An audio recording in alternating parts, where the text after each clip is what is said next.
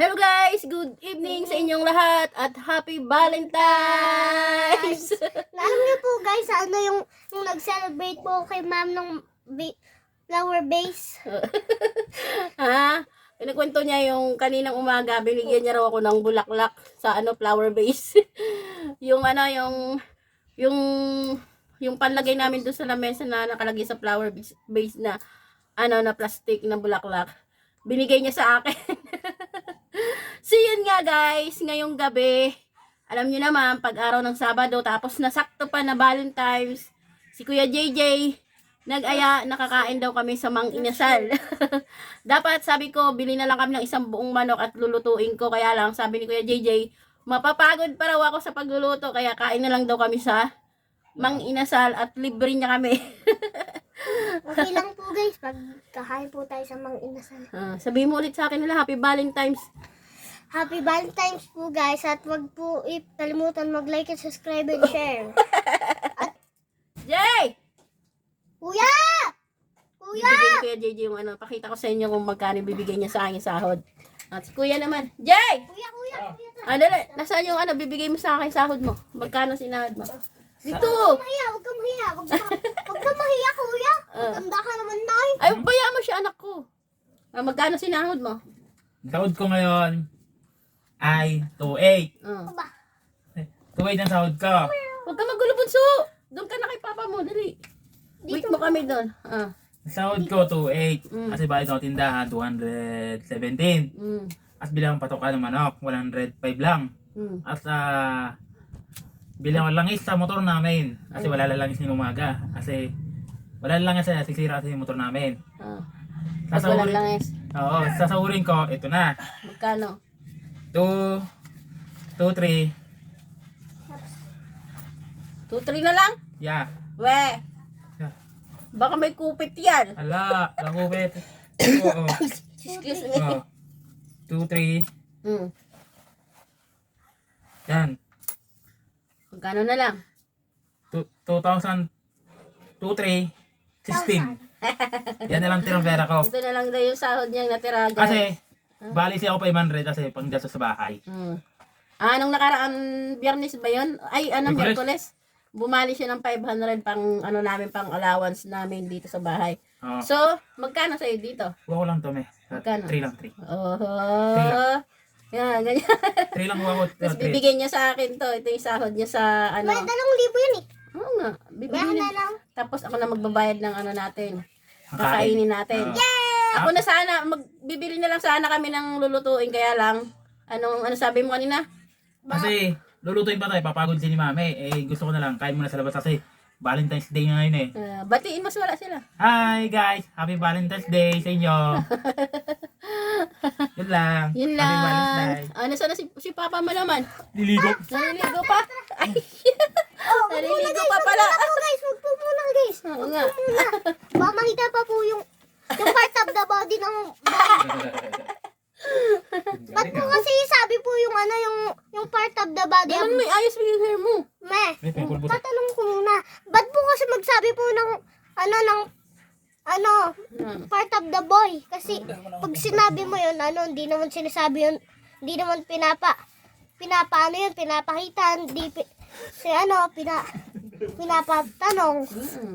Kasi Bawal yun. Kasi bad yun. Di pwede naman yun. Di naman yung tinuruan ni Papa Jesus sa inyo. part of the body daw.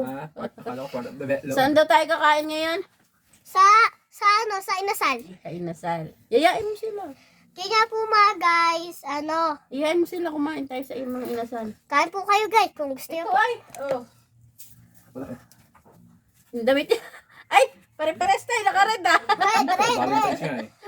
Valentine's. Ito rin yung sinuot namin nung New Year. Aray ko naman. Anong aray ko? Tapos, mamaya pakita na lang natin sa kanila, no? Yung pagkain natin doon ay pagpunta natin sa Mang Inasal, no? Oo. Tara, let's go. Oh, Let's ayan. go. Puti ba? Mukha ko. Habang nagpulbos daw siya eh. Siyempre. Nagpulbos daw yung mukha eh. Magpupulbos ako sa Kunti lang. Yan, okay na yan. Ay! Gaya-gaya kasi sa kuya eh. Ano mo naman, may sugat ako niya dito. Mm. Kaya yung plug ko lang, nalalagay yan ng pulbos. So, guys, mamaya na lang pagdating namin doon. Opo, mga guys. Mag-ready na nan. Inasal! Mag-isa. So, tara na. Mag-ano na tayo. Ika na. Ganito na lang suot ko. Tapos, baka mag-rapper first na lang ako. Ilagay mo sa bag mo to. Ha? Ano to? Anong motor yan? Yung sa motor? Ano bang bag dadalhin? Ito na lang. Yun lang nga. Itong bag na lang dadalhin ko, guys. Para hindi masyadong, ano. Guys! Ganito lang. At guys, ito lang po sa akin, binigay ito ng ate ko po. Kasi bibili na siya ng bago kasi Huwag mo nang pag dalhin sinarge yan. niya po ito, mounty lang po yung charge kaya niya sa akin lang po ito, guys. Hindi na gagamitin ng ate. Ah, Oh, so, bibili na siya ng tara na, labas na tayo, guys. Tara na, labas na tayo. Saan si ate mo? Tapos na? bilis pa. Nakasara yung ano? Oo nga. Nagtardo-tardo pa kaming nakaredy. Ikaw, Michelle. Ikaw tayo. Sleep. Sasayaw kami. Hoy, talaga na rito.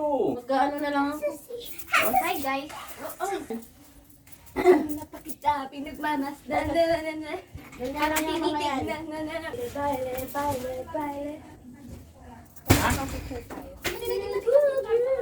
Tara na, tara na.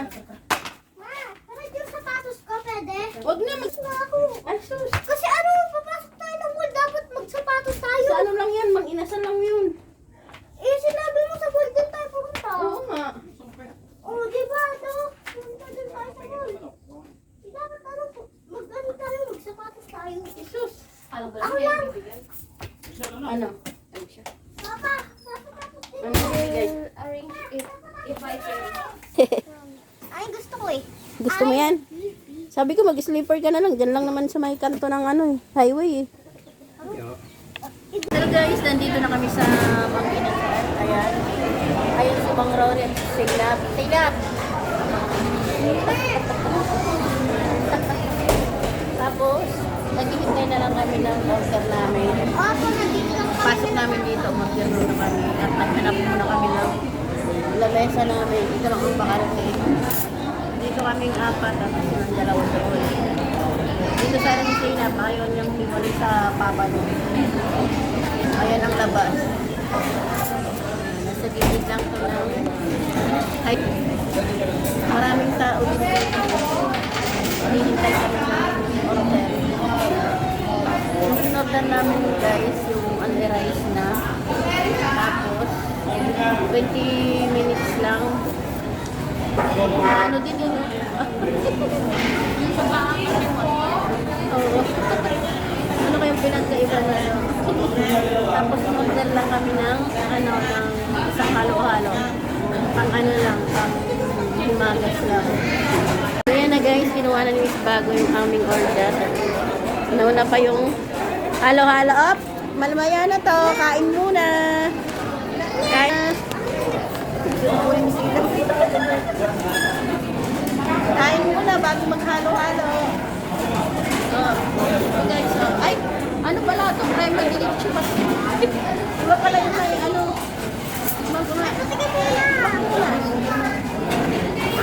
Pagkatapos namin tikman itong crema diretso, sinuntahan ko muna si Sina para pakainin o order niya na palabo. Ito lang daw ang gusto niya kainin. Paano ba naman kanina bago ka maimalit, kumain muna siya ng kanin. Ulam na niya ay kape. Naman ang pagdating namin dito sa Inasal, tinanong namin siya kung ano yung gusto niyang pagkain. Nakita niya nga itong palabok at ito na nga lang daw ang gusto niya. Dahil sa nauna yung in-order niyang palabok, kaya ayan, una siyang kumain. Sabi ko nga sa kanya kung susubuan ko pa siyang, sabi niya sa akin, siya na lang daw at kaya niya naman daw kumain. Ang akala ko nga din itong halo-halo na sinasabi ko kanina ay crema de leche pala yung dumating. Sabagay, sakto naman at hindi pa ako nakakatimkim talaga nitong crema de leche. Tinanong ko nga ulit si Zainab kung masarap ba yung pagkain niyang palabok. Sabi niya nga sa akin, masarap daw. At gustong-gusto niya nga daw yung lasa nito. Sa totoo lang guys, first time din ni Zainab kumain dito sa Mang Inasal. Kaya naman naaaliw siya dito dahil marami siyang nakikitang tao. Ito naman katabi ko, ito nga pala yung isa kong anak na si Julie. Julie, ito nga pala ay nakatapos na rin ng college, guys. Kasalukuyan naman na nagtatrabaho ngayon, ito lang din sa Balanga, Bataan. At kahit papano naman, guys, nakakapagbigay na rin siya. Minsan, yung binibigay niya 2,000, 3,000. Nakakadagdag na rin ng pangkunting grocery. Minsan, pambayad ng tubig. O diba, malaking bagay na rin yung naitutulong. Pinaplano niya na rin na mag-apply sa ibang bansa. Sabi ko naman sa kanya or pinapayo ko sa kanya, wag niyang madaliin. Hayaan niya muna yung sarili niya na magkaroon siya ng maraming experience dahil kagagraduate niya lang din naman ng college. Sa sobrang tagal ng order namin kung ano-ano na napagkwentuhan namin, hanggang sa natapos na si Sinab kumain ng kanyang palabo. At inumpisahan niya na nga rin kainin tong crema de leche. Hanggang sa lumipat na nga rin dito si Ate Julie.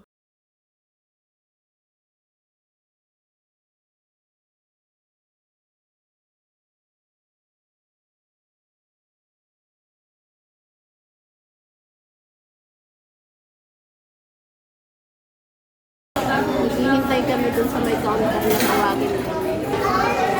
Kaya lang wala pa. Mamaya ipapalo up namin. May ano naman kami, emergency ko naman kayo. Ay, tinawag na rin ako sa wakas. Ma'am Lorna na daw.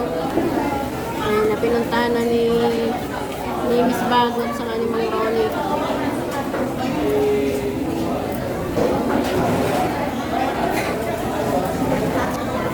Pada na ang aming order. Guys, dumating na yung pagkain namin. Wow! Salo-salo namin guys. Kakain tayo.